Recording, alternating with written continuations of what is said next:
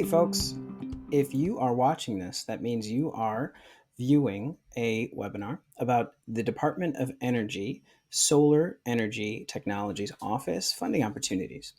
Specifically, we are talking about advancing U.S. thin film solar photovoltaics and the bipartisan infrastructure law, silicone solar manufacturing, and dual use photovoltaics incubator funding opportunities, the FOAs. This is being put together by myself and in partnership with the University of Arizona Center for Innovation. And so thank you to them for bringing us together today.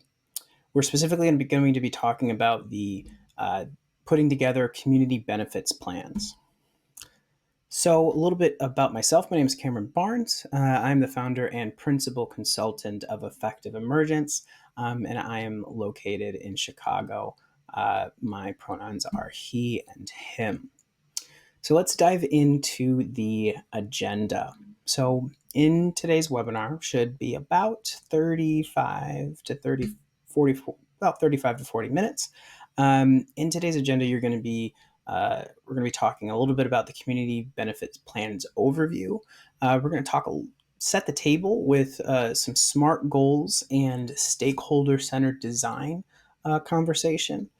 I'm then going to dive deeper into the three elements of a community benefits plan in DEI and A, energy equity, and investing in America's workforce.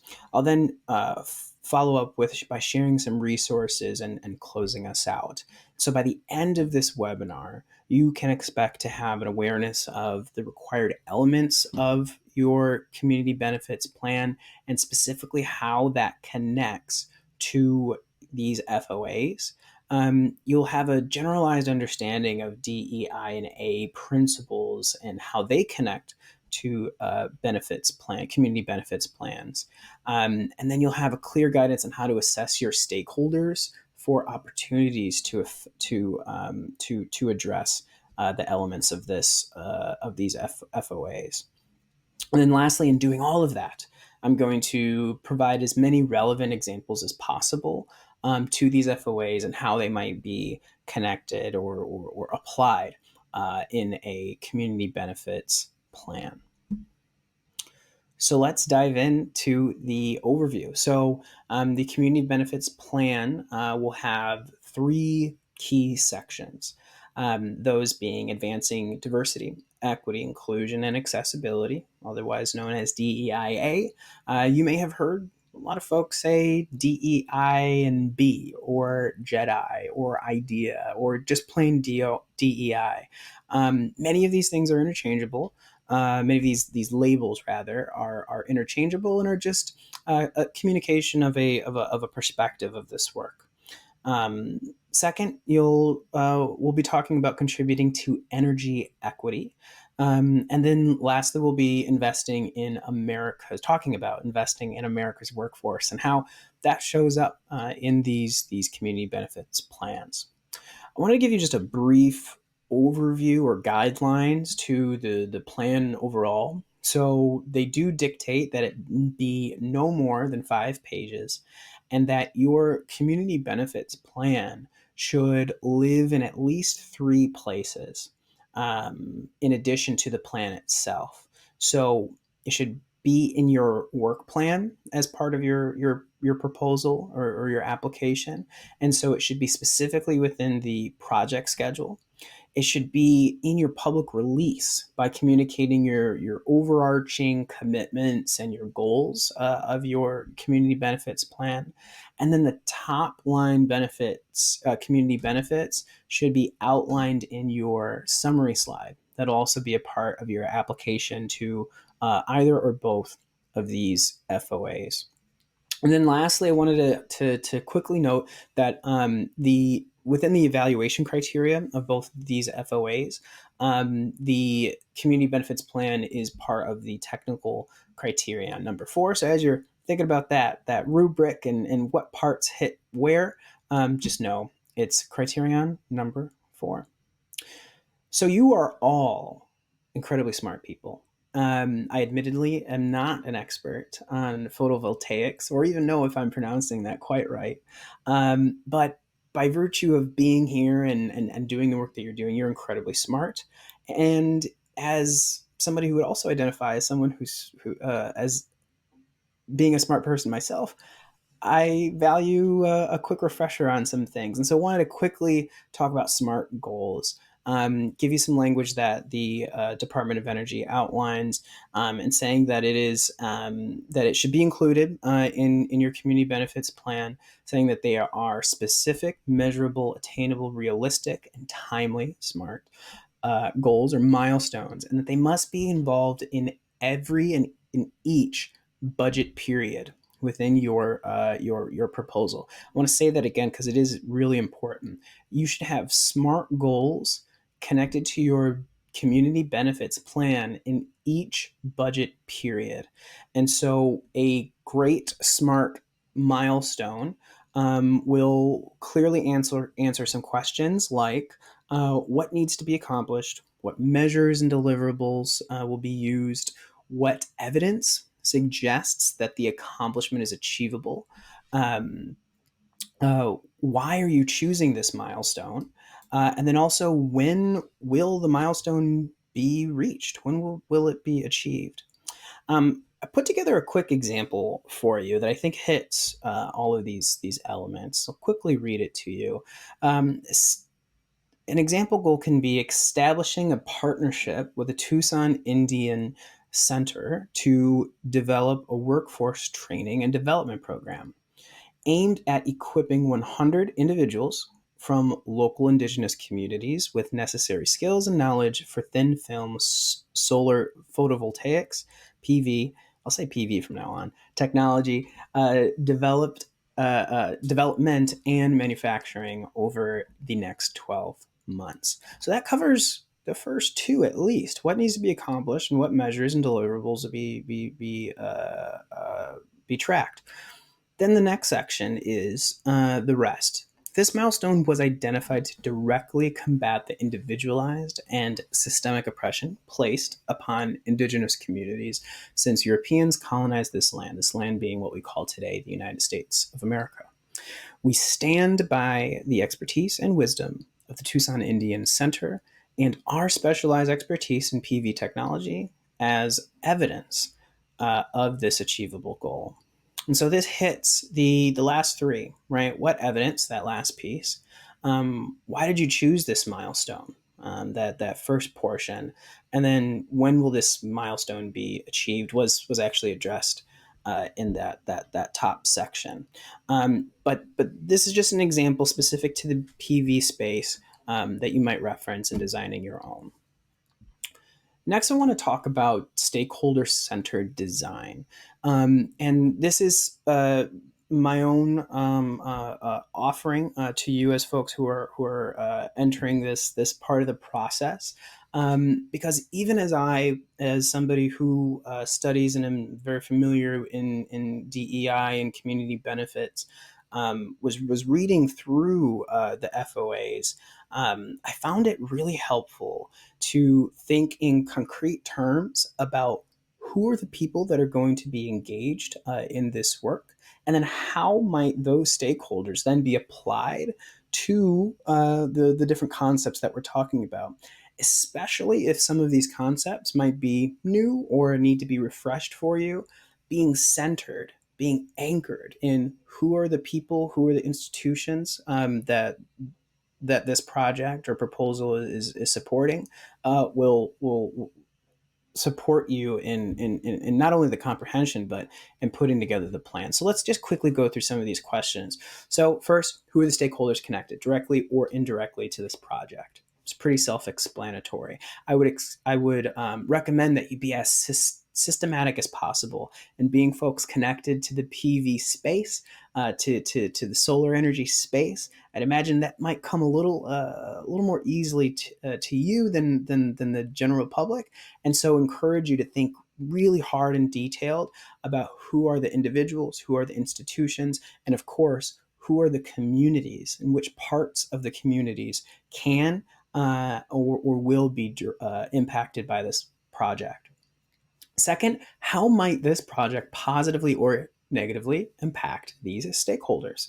Again, would recommend that you be as systematic as possible in outlining, whether it be through a table format or a whatever format of your choice, to say, okay, here's a stakeholder. Let's say it's a specific community in a specific geographic space. How can it positively or negatively impact those folks, those stakeholders? The next, what influence or power does my project team currently have to enhance positive projections or mitigate harmful projections? I think this is a really important question as we go forward, in thinking long and hard about what power or influence you have, then extending that to your project team. Your project team might involve multiple people, multiple institutions, and again, being systematic and saying, what power influence do we have to then support or mitigate harm in the projections that we've made previously? And then lastly, to what degree is my project team willing to leverage and or cede power in support of our stakeholders? That is a bit of an extension of the previous question, but I believe it's important enough to add here because it requires you to think specifically about what of the listings, what of the elements of power influence did you list? What are you willing to leverage or cede, right? If you're going through the process of listing all the different ways in which you have influence and power, understandably, human nature is that we might feel a little skittish, or we might feel a little uneasy about ceding or leveraging the power that we have. And so asking yourself that extra question of identifying the ones that you're willing to leverage or cede, and then going from there. I do believe that going through this will allow you to design your proposal and to think about how a community benefits plan might be best supportive for the stakeholders that you're engaging, but also done in a way that it will allow you to be successful and your project team to be successful. So let's dive in a little bit to DEI and A. I think it's important to just clarify some definitions here. And so you'll see the citations at the bottom for some of these definitions. Diversity, the achievement of a workforce composition that stakeholder populations trust and feel represented by on all levels. Equity, the achievement of structural success, well-being, and enablement for stakeholder populations, including employees, customers, institutional investors, leaders, and local communities. Inclusion, the achievement of a felt environment that stakeholder populations trust as respected and accountable. And accessibility, the achievement of equitable access to everyone along the continuum of human ability and experience. Accessibility encompasses the broader meanings of a compliance and refers to how organizations make space for the characteristics that each person brings. Three of these definitions are pulled from a book called DEI Deconstructed. It's an incredible book if you're interested in this space. You'll note that all of these begin with the achievement, and you may have heard me emphasize that in my voice. I want to make sure that that's highlighted here because I believe that it is a through line, not only in how the Department of Energy, but these FOAs are communicating, in that intentions and even plans are not enough. They are great, but unfortunately, they aren't quite enough when we're talking about diversity, equity, inclusion, and accessibility, and supporting marginalized and oppressed communities. And that it's the achievement, the demonstrated impact, and the measured impact post activation that is what really matters in the end. Everything before and during matters as well, but what we're really aiming for is that end result. And so it's important that that be the marker and the definition that we aim to and that we understand. And then lastly, that accessibility definition was pulled from the American Alliance of Museums, and I think is an incredible definition because it recognizes that accessibility means tapping into the continuum of human ability and experience, and going beyond the incredibly important but sometimes narrow view of accessibility work, and viewing or only looking at folks who maybe need assistive devices or need additional support or time in carrying out tasks. Incredibly important. And adding to that with an abundance mindset, saying, and we can also recognize the full continuum of human ability and experience as we aim to foster accessibility. So, with those definitions in mind, let's dive into some of these guidelines. So, the first section guideline is talking about DEI and A, and describing and so a successful proposal would have to describe how you promote each of the four efforts, including the practice of including as many communities, etc., in your proposal, the consistent and fair, systemic, fair, just, and impartial treatment of all those individuals, including protecting workers' rights, both in the definition, or I'm sorry, in the description of this video, and also in the reference section. We've talked about, or I've linked the Equal Employment Opportunities Law guide put together by the federal government, and so you can reference that as you think about, okay, what does that look like? Can I get a little bit of guidance there? Third, the recognition, appreciation, and use of all skills and talents of all employees and their backgrounds. The provision and accommodations so that all people, including people with disabilities, can fully access and fully participate in any technologies, programs, or services. And so, as you describe those four different elements, you a successful proposal or competitive application would then do a few things. It would discuss how the proposed investigation would contribute to training and development. It would describe the efforts that they would take or will continue to take to create an inclusive workplace. It would outline any barriers. Again, you can quickly see how this needs to be relatively systematic and in approach. So you're going to outline any barriers to creating an equitable and inclusive workplace, and address the ways in which the team, your project team, will work to overcome those barriers. And then you're going to detail specific efforts to inform project team members in any capacity of their labor rights and rights under the Equal Employment Opportunity laws. And so again, that more guidelines on the equal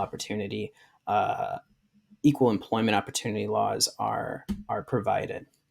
Next, I want to share some examples of DEI section elements, and then kind of give you a high overview of which elements of DEI and A that might primarily touch or affect. So I'll just, for the sake of time, we'll just go over three. So the first one being building collaborations and partnerships with researchers and staff at minority serving institutions. So that hits potentially all of them. So you are engaging minority institutions and fostering diversity. You are through your partnerships, you can foster equity and inclusion and trust and action plans, right? And then also through serving or through partnering with minority serving institutions, you can also address accessibility. You can also account for the continuum of lived experiences and abilities to allow your programs, allow your technology or your resources to be more accessible alongside those minority serving institutions. Second, applying a anti-bias or intersectional lens to the project design and implementation teams. While this it would be tough to apply diversity and or affect diversity here, affecting equity, inclusion, and accessibility is more than doable, and I think will happen through this by taking an intersectional lens, and an intersectional lens is one which identifies or rather accounts for the various identities and lived experiences that each of us bring into the given spaces that we occupy. That by applying that in an anti-bias lens, and then actively designing your project and your work with those lens, will support your work going forward. And then let's lastly talk about the final one, making research products and engagement materials accessible to a greater variety of formats to increase accessibility of research output. Of course, that's accessibility, right? That is in many ways the classic example of accessibility. And of course, inclusion. In doing that, in working with partners or in getting feedback, and making those research products more accessible, that is inclusion. That is building trust. That is reaching out. That is better understanding. And so that should be communicated in the proposal. And I believe if you do that, you'll have a successful section. Let's go into energy equity. So the DOE outlines a couple things about an energy equity analysis that are required to be successful. The first is analyzing of the long-term costs and benefits for disadvantaged groups. Pretty self-explanatory. Let's just quickly put a pin on long-term costs and benefits, and we'll give you some examples later. And then also it requires the reviewing of how the project's plans and research questions are made to help these groups take part in clean energy decisions, aka how are you going to design this project, this technology, this plan in such a way that will support folks in making better clean energy decisions for themselves, for their families, for their communities. One thing I want to highlight here is actually two sections from the FOA that I believe are important to note. On the left is one is the benefits and fairness and just the benefits of fairness and justice in energy might take a long time to show up and can be affected by many things, both within and and outside the research. That is an acknowledgement, from my point of view. That is an acknowledgement of the DOE in saying these things exist outside your project. And so acknowledging that is welcome, and giving yourself and your project team the grace of not assuming that the DOE or this FOA is looking for you to solve all the problems or to be able to project every potential outcome. And so I think it's something to kind of keep in mind as you do this very regimented and detailed projections of outcomes. Secondly, people applying should talk about any long-term challenges that their technology might cause for communities, especially in accessing natural resources and tribal cultural resources. So you'll start to now hear and see some of the DEI and A ideas start to come into energy equity and then workforce when we get there. And so you'll start to see how these three sections are very intertwined, but asking for very specific applications in their given section. And I think this is a good example of an ask of applying some of the DEI principles and lenses to energy equity. So I did tell you I'd talk about some near and long-term outcome examples, and so I'll share a few here. So some notable ones that I highlighted are the decreases in percentage of income in household spends on energy costs, aka their energy burden. As folks who are focused on PV technology, on solar technology, I can project or guess from a layman's perspective that will be a key potential outcome that you'll be focused on. And so would very much recommend that you think about that potential that near and long-term outcome, and then as best you can, then apply that to the given communities. And we'll talk a little bit more about that later. Second is increased clean energy enterprise creation and contracting. Enterprise creation and contracting. So, for example, women or minority owned business enterprises, how will this technology support the enterprise creation? And then how do you project that to play out? We'll talk a little bit about how you might do this in the workforce section. But again, connecting workforce is a little bit of DEI principles into this energy equity, talking about how that fosters energy equity specifically to enterprises.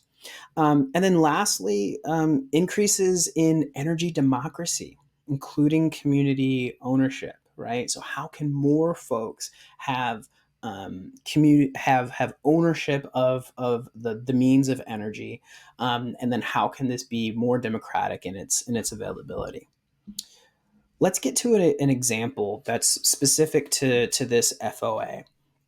So the FOA, or both these FOAs, so both FOAs outline some broad examples, and you can read them on the left. And so you'll want to describe, how it's going to support economic development among specific communities.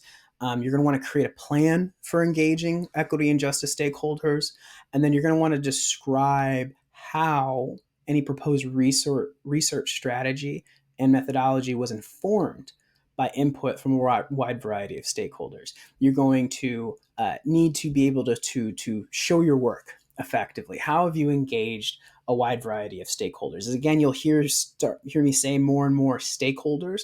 And so again, going back to that list that you hopefully have, or whether it be mental or written, then think about how was your research and strategy informed by those given stakeholders.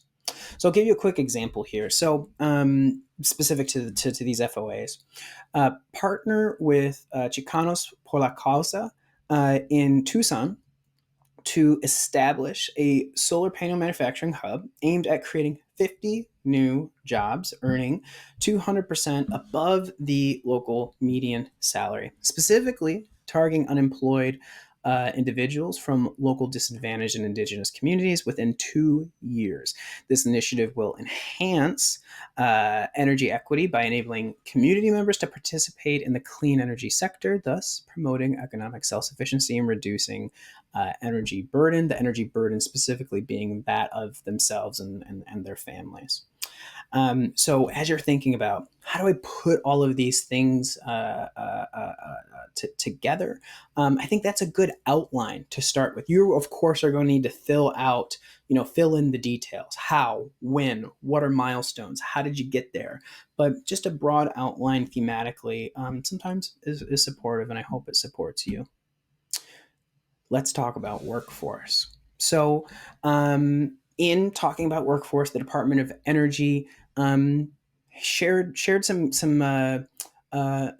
tenets. Rather, instead of guidelines, I think that they openly shared their perspective on energy in the workforce. So I think some things to highlight is the DOE is committed to encouraging collective bargaining and free and fair opportunities for workers to organize, That was highlighted several times throughout the FOA, as well as in the resources provided by the DOE. So I think is important to include in your proposal. The DOE seeks proposals that expand on good jobs through explicit strategies and actions designed to attract, train, and retain a skilled, diverse workforce. They want you to foster safe and healthy work environments, reduce risk of work slowdowns or stoppages, and ensure the efficient and effective use of taxpayer funds. They also give you a little bit of guidance in what workforce and investing in America's workforce means for the Department of Energy. And so it means a few things, of which it means shifting from seeing labor as a cost to labor as an investment. Thinking about, again, going back to stakeholders, you are not inviting or collaborating with your stakeholders is not a cost of doing business to receive this grant, but rather it is an investment in those communities, in those institutions, in those people. And that should be communicated in your labor, your workforce section. That perspective should be communicated. Creating domestic energy and supply chain jobs with good pay, benefits, predictable schedules, and assurances that workers will have a free and fair chance to join or form a union. Again, that was mentioned several times, and so I think is important to highlight.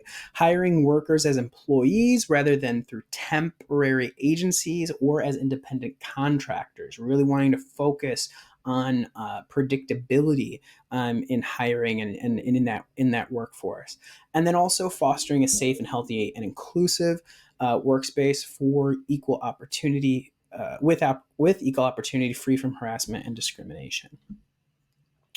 So we'll end with the guidelines around workforce. So you should articulate the future workforce implications of the innovation or a milestone-driven plan for understanding those implications. So some potential elements, I'll detail just a couple here. So one would be citing any field-specific or relevant existing research. So in the PV space, I can imagine there's a whole lot of research out there about how solar can and will and has already affected the workforce, and then applying that to the tenants and to the examples that in the previous slide would be helpful to you. And then also detailing evaluation process for long-term job impacts. So getting really specific, getting specific to job quality change, relationships between employer and employees, collective representation among collective representation ability changes, and then regional and national labor market changes are all just some examples of how you might want to detail how you're evaluating how your technology, your proposal or project is going to then support or affect rather workforce. So just a couple of FOA specific examples. So creating a plan to evaluate how a successful innovation might affect a workforce shifts between industries or geographies. And then in a similar vein, creating a plan or milestones for assessing how a successful innovation might affect job savings or loss, either at the macroeconomic level or within specific industries. So somewhat of a similar task in saying, how are we going to apply the effect of this innovation to a specific industry or a specific geography, or even between industries and geographies. I think is important to note the flexibility in your ability to communicate how your given project is going to affect these different realms. So with that, we have covered the three elements of a community benefits plan specific to these FOAs. And we'll talk a little bit about resources, one of which is a great resource put together by the Department of Energy in a community benefits plan template. This template is relatively exhaustive in that it touches on some elements like the Justice 40 initiative, for example, that is not requested in this FOA.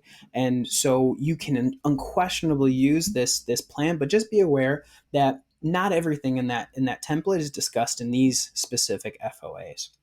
The same applies to the link in the description and in these slides about the community benefits plans and what they've done to communicate how to put together a plan. In doing so, they had a broad approach that applies to most, if not all, of the FOAs. And so what you've just watched in these almost 35 minutes is specific to the FOAs in PV technologies. And then lastly, but I think is really, really supportive, is climate and economic justice screening tools. So go all the way towards the beginning of this webinar, we had talked about, or I had talked about, a stakeholder-centered design.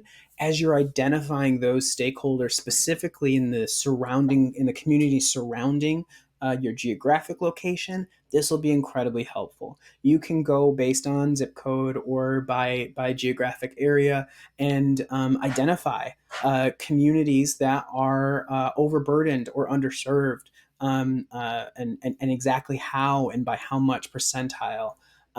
You can specifically see the annual energy costs by household income. And so that, coupled with any research you have on your technology's effect on that specific metric, might allow for you to get really specific about who and where you'll be able to support through your proposal.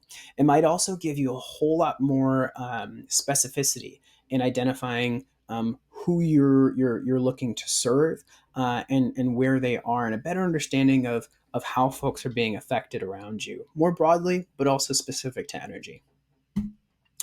So with that, at 36 minutes, 36 and a half at the end of this sentence, we are done. Thank you so much for spending the last half hour roughly with me.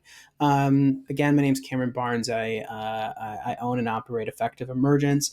It is a consultancy that's focused on supporting people and organizations in philanthropy. So this is philanthropy in that you're grant-seeking, grant-giving work, nonprofit management, and then, of course, in this diversity, equity, inclusion, and belonging space, going back to when I was talking about folks have different terminology. For me, it's including belonging, but the work is very, very similar. If there's any way that I can support you further in this work, please feel free to reach out to me, and I'll get back to you as soon as I can. You'll see in the description of this webinar and this video linked resources. You'll also see how to engage in office hours following this webinar. And then that way you can follow up, ask any questions specific to your proposal, or dive deeper into one or several parts of what we've covered here. So thank you so much for doing what you're doing, for advancing solar technology for the United States, and for being interested and dedicated to putting together a strong community benefits plan. I hope you have a great rest of your day, evening, week, wherever you are and what time you are in the world, and wish you the best of luck in putting together your plan. Thanks.